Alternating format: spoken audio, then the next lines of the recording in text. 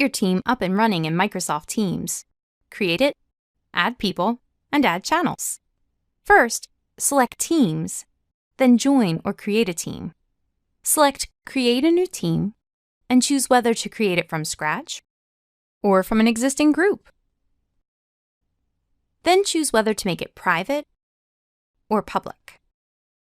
Add a name, description, and select Create. Next, invite people to join. If you need to invite people from outside your org, use their email addresses to invite them as guests. Add a friendly display name for them too.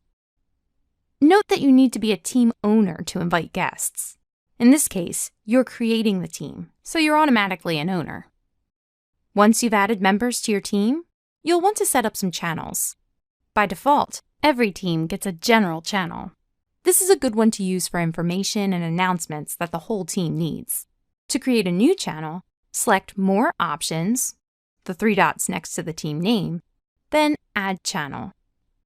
People create channels for the topics that make sense for their team. These could be projects, department names, issues, it's whatever your team needs. Give it a name and description, and then decide if the channel should automatically be visible in everyone's channel list. This can help people know which channels are the most important.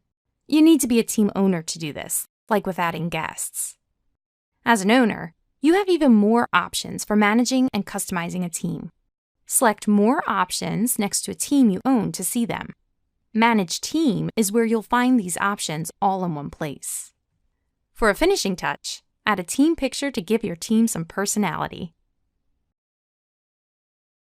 With a great name, a few members and channels, and the perfect team picture, your team is good to go.